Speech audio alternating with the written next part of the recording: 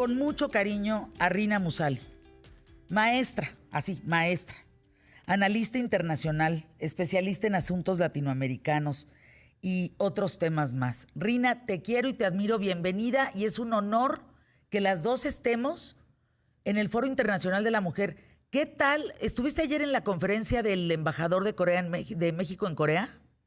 Gracias, Fernanda. Pues mira, ayer no estuve porque precisamente tuve la oportunidad de escuchar al embajador de México en Corea con el COMEXI, que es el Consejo Mexicano de Asuntos Internacionales. Ah, en Pero otra, me en otro imagino Zoom. que fue interesantísimo. Yo ya lo he escuchado Uf, y habló de todas las lecciones que debemos de aprender en ese país tan importante. tan importante, Rina. Y por otro lado nos acompaña Juan Carlos Morales. Qué gusto, Juan Carlos, director de análisis económico en Wealth Management Advisors, WMA Sí, México. Qué gusto saludarte, ¿cómo estás?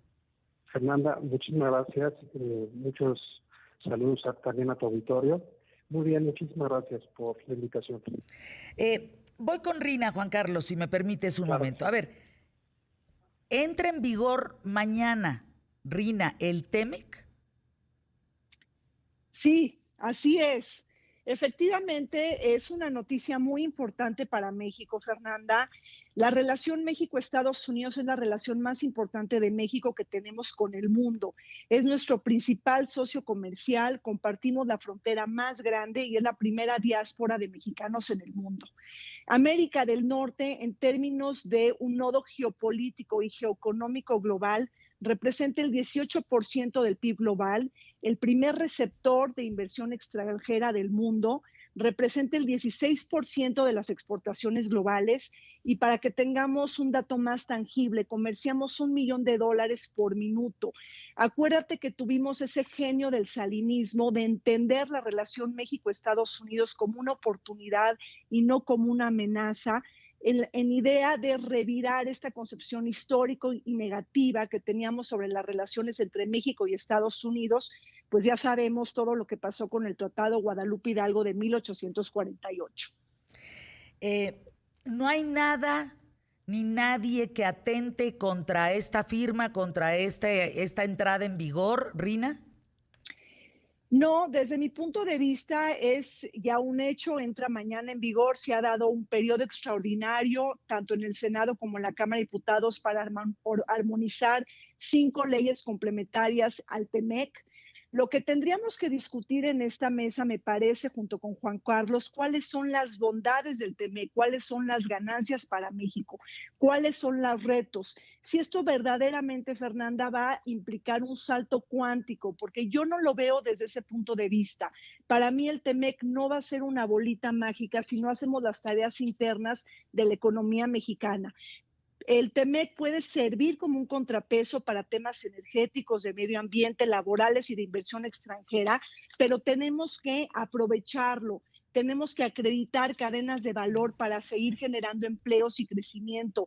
Tenemos que construir infraestructura alternativa, apoyar a las pymes y sobre todo el gran reto, desde mi punto de vista, es insertar al sureste mexicano en este flujo de bonanza y de auge y aplanar ese México dual entre el norte y el sur, es decir, el norte sumamente conectado a las cadenas de valor globales y un sur abandonado y Abandonado. marginado. Precisamente con esta falla del Telecán es que López Obrador también acredita políticamente este discurso, porque tuvimos una falla en el Telecán. El Telecán fue muy positivo porque incrementó exportaciones, incrementó la inversión extranjera directa, incrementó empleos, pero también no contribuyó el Telecán a contribuir, es decir, a acelerar el crecimiento económico de México, porque si tú ves las cifras, del 93 al 2003 crecimos en tasa promedio del 1.3%. Es un crecimiento muy mediocre con Telecán.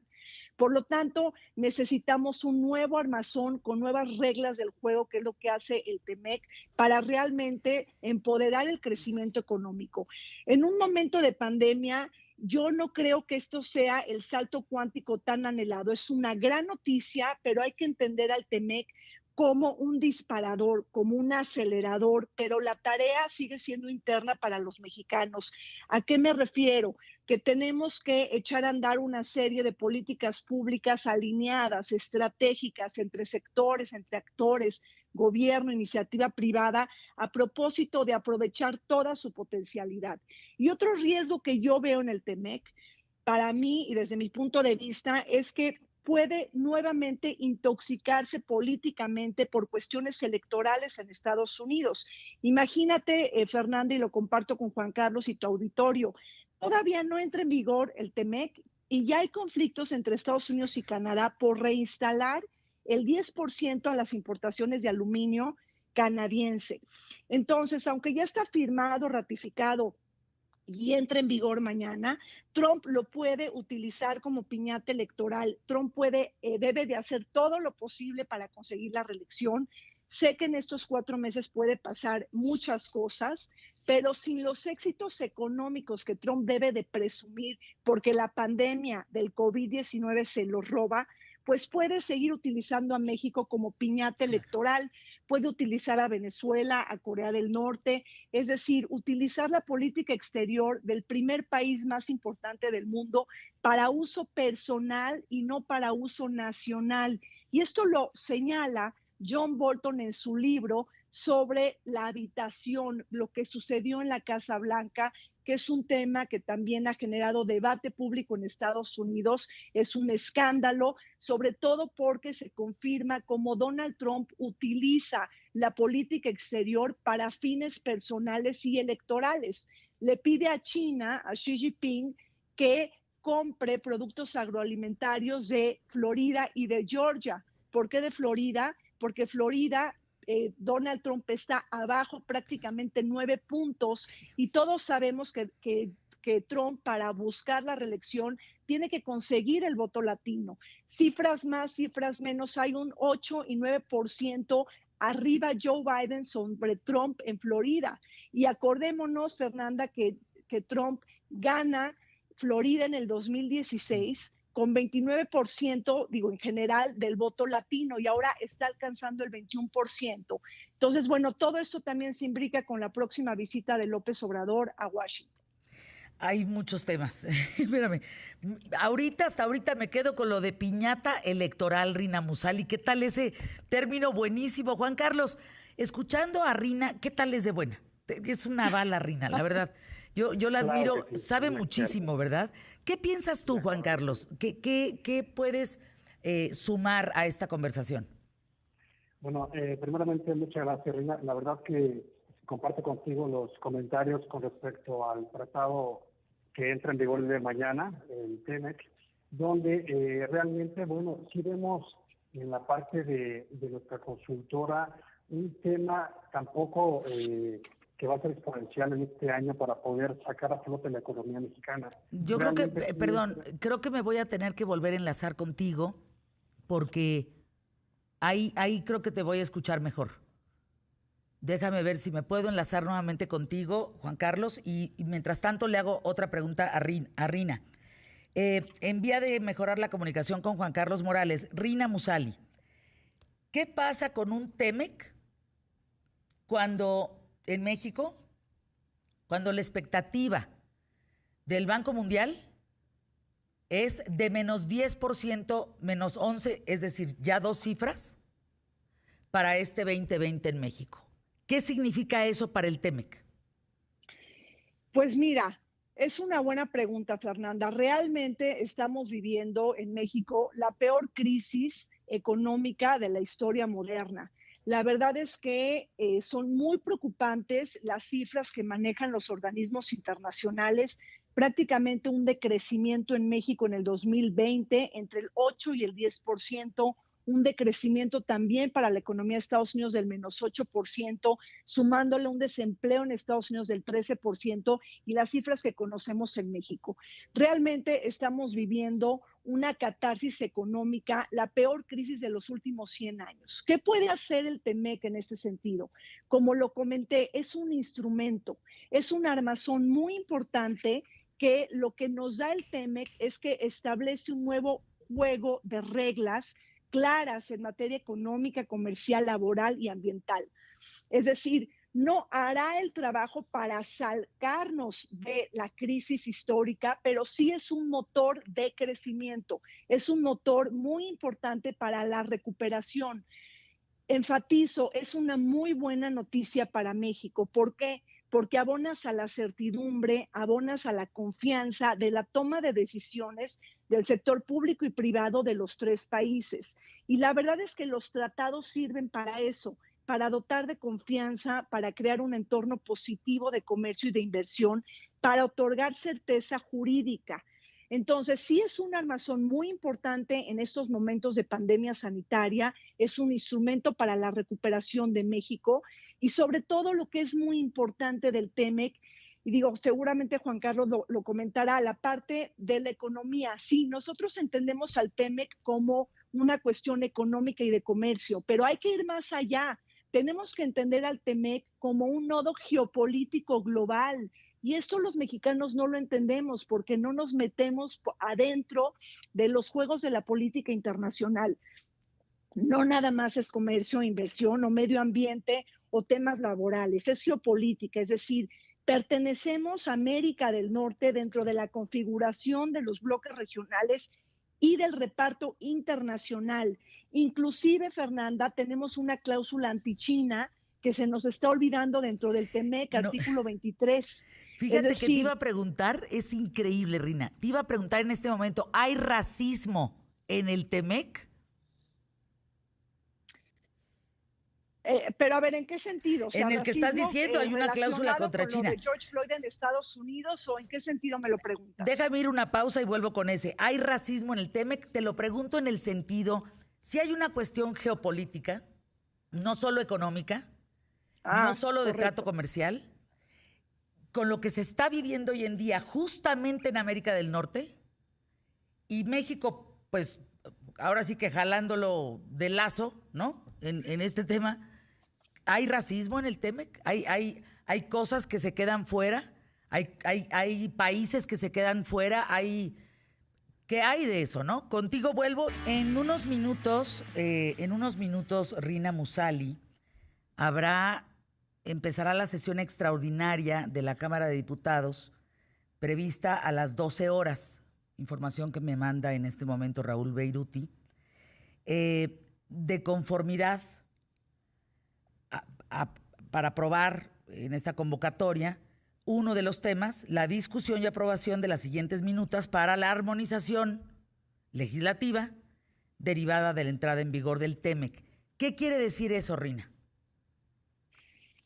Pues mira, efectivamente, ayer en el Senado hubo una sesión extraordinaria y se aprueban varias legislaciones para armonizar el TEMEC, alrededor de 5 leyes. Por Ujú, ejemplo, todo el tema de la propiedad industrial, la reforma al Código Penal Federal que está ujú. relacionada con obras cinematográficas, la Ley Federal de Derecho de Autor. También tenemos todo el tema de una ley de variedades vegetales que está relacionada con las semillas, una nueva ley de infraestructura de la calidad y impuestos generales de importación y exportación. En general, lo que estamos viendo es que tenemos que armonizar leyes secundarias para que realmente el TEMEC pueda entrar en vigor y no contradecirnos entre lo que dice el TEMEC con nuestras leyes secundarias. Por lo tanto, es algo muy importante que tiene que hacer el Congreso. Digo, realmente se hace pues muy tarde esto porque prácticamente Claro. estamos ya en la entrada en vigor y en esta transición del Telecan al TEMEC. Ahora, aquí hubo discusiones muy interesantes. Por ejemplo, en el Senado ayer, todo el tema de las grandes farmacéuticas que buscan acreditar sus patentes contra los genéricos. Y aquí se habla de la lucha del Big Pharma contra los genéricos. Está inserto dentro de la Ley de Innovación a la Protección Industrial. Y la verdad es que es un tema delicado porque habla de genéricos. Y cuando hablamos nosotros de genéricos, bueno, pues más que nunca estamos en una pandemia del COVID-19, tenemos que ver que la población mexicana tenga acceso fácil a las medicinas, pero también que no se afecte nuestro bolsillo mexicano. Además, también se puede afectar el presupuesto del sector salud. Ahora, recordemos en términos generales que el Big Pharma es uno de los grandes actores del entorno internacional. Estuvo en contra del Obamacare y ellos argumentan que tienen que tener pues mucho dinero, invertir grandes cantidades de dinero en desarrollo, en investigación, y por lo tanto quieren alargar toda la vigencia de sus patentes. Pero ayer en el Senado se dio un acuerdo de proteger estas medicinas con patentes, pero sí se van a facilitar los genéricos. Bueno, pues eso es importante. Darío Celis, de hecho, escribe sobre eso el día de hoy, hay que leerlo. Y yéndonos a la pregunta, Rina, ¿hay racismo? Sí. Subrayadísima la pregunta, ¿hay racismo en el TEMEC? A ver, esto me lleva a contestarte con base en el contexto de lo que es la presidencia de Donald Trump. Primero tenemos una presidencia insolente, xenófoba, racista, antimigrante y unilateral. El señor Trump puso en vilo la relación de México con Estados Unidos, le llamó el peor acuerdo de la historia firmado por Estados Unidos al Telecán, y además siempre habló de que México se aprovechó de Estados Unidos por décadas. Tuvimos una campaña de odio, tipificamos a México como enemigo, lo tipificó, lo descalificó como socio, como amigo y como aliado. Y bajo esta realidad que era muy novedosa, México se sentó a la mesa renegociadora con Washington y también con Ottawa. Siempre fuimos los villanos y los rehenes de su campaña. Inclusive México y Canadá tenían 3 objetivos estratégicos a la hora de negociar: eliminar obstáculos al comercio, facilitar las inversiones y crear mecanismos de solución de controversias. El señor Trump se sentó a la mesa renegociadora no para favorecer estos 3 objetivos estratégicos, sino para reducir el déficit comercial de Estados Unidos con México, que andaba alrededor, si no me equivoco, de 64,000 millones de dólares.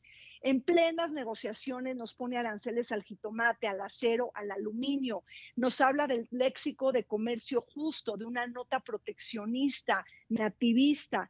Nos pone también la primera gran crisis internacional de López Obrador, estuvo relacionada con Trump. Es decir, nos quiso imponer aranceles progresivamente a todas las exportaciones de México. ¿Y por qué la libramos? Porque cedimos soberanía y autodeterminación en materia de política migratoria. Es decir, impusimos a la Guardia Nacional. Por lo tanto, México no se convierte en tercer país seguro, pero sí consiguió Trump su objetivo de reducir el número de migrantes que llegan a Estados Claro, Unidos y elevar el número de solicitantes de asilo. claro. Entonces, Y, ¿qué y, hace Trump? y ujú. Le transfiere los costos a México de un sistema migratorio disfuncional en Estados Unidos por la falta de acuerdos bipartidistas del Capitolio en la materia. ¿Y sabes qué, Rina? Que Andrés Manuel se la tragó completita la historia, porque fíjate, esa gente que se quedó en México, que ya no recibió Trump, pues Andrés Manuel le convino meterlo a muchos, nacionalizarlos y meterlos a la Guardia Nacional, porque son votos para él. Cuando nos estamos quedando con migrantes que no les podemos dar oportunidades de trabajo, porque no hay ni siquiera para los propios mexicanos.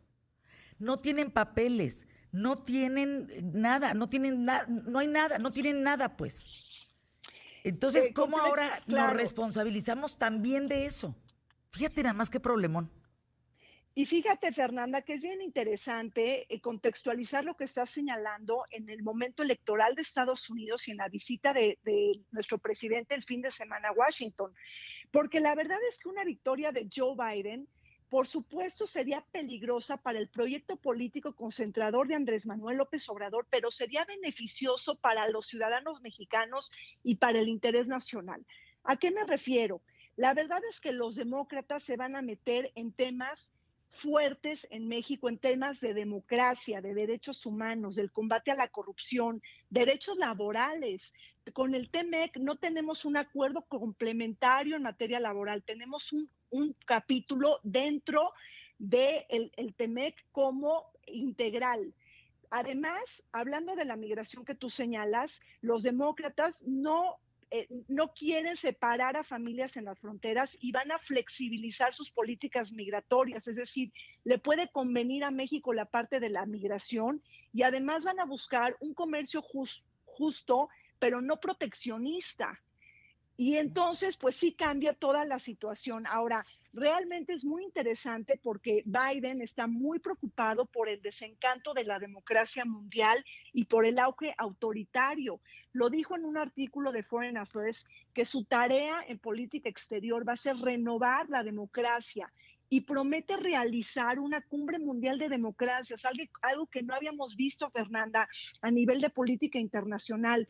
¿Y quiénes van a ser los aliados de Biden? Serán los que apoyen la democracia y no quienes quieran encogerla o reducirla.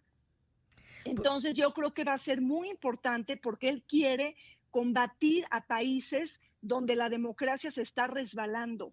Y eso, por Híjole. supuesto, pues es contradictorio con el proyecto político de López Obrador. Pues sí, por supuesto. Rina, en 2 minutos, 3 que tengo contigo, eh, ¿qué vislumbras de esta visita a Washington? Yo creo que no se le va a hacer, Pues mira, Fernanda, pero no yo sé como ustedes qué piensan. Tú eres la experta. internacionalista siempre voy a estar a favor de los viajes, de las interrelaciones entre presidentes y jefes de Estado, el activismo de política exterior. Claro. Estamos hablando del primer viaje de López Obrador al extranjero. Bienvenido, pero que sea después del 3 de noviembre, es decir, no ahora. Tenemos esta intención de López Obrador de celebrar la entrada en vigor, que es una muy buena noticia, agradecer la ayuda médica proveniente de Estados Unidos, Pues, por pero sin su teléfono. visita, igual el TEMEC va a entrar en vigor, es decir, la utilidad de la visita pierde vigor, pierde sentido, porque igual entra en vigor mañana. Entonces, muy loable la intención de López Obrador, sí es justificable, pero en otro momento, no en un año electoral. En años electorales lo que tenemos que hacer en México es actuar con mesura, con sensatez y con sensibilidad política cuando hay rally electoral en Estados Unidos. ¿Qué tenemos que hacer? Pues quedar bien con los dos partidos políticos porque no sabemos qué va a pasar de aquí a 4 meses, pero si me preguntas, deberíamos de quedar mejor con el presidente entrante y no saliente. Todas las encuestas señalan que Trump está por debajo de Joe Biden entre el 12 y el 14%. ¿Por qué? Por su mal manejo de la pandemia, Híjole, por es la que muerte de George Floyd y los disturbios sociales en Estados Unidos y el mundo, por la crisis económica, por los rebrotes adelantados y por lo que ya dije, el escándalo del libro de John Bolton. Entonces, ya para terminar, esta visita es una forma de darle un espaldarazo político a Trump porque se va a interpretar como un apoyo tácito al claro. republicano, es decir, a Trump. El tema no es la intención de AMLO, la intención puede ser buena, pero el problema es cómo los demócratas van a interpretar el acto. Ay, pero ni No, que Andrés Manuel no se diera cuenta, Rina, por Dios. lo que pasa es que estamos en la guerra de las percepciones y es una manera de desnudar la inclinación hacia Trump. Y esto, pues, nos va a costar con los Claro. demócratas. Rina, tengo Prácticamente que le ir hace a, una carta.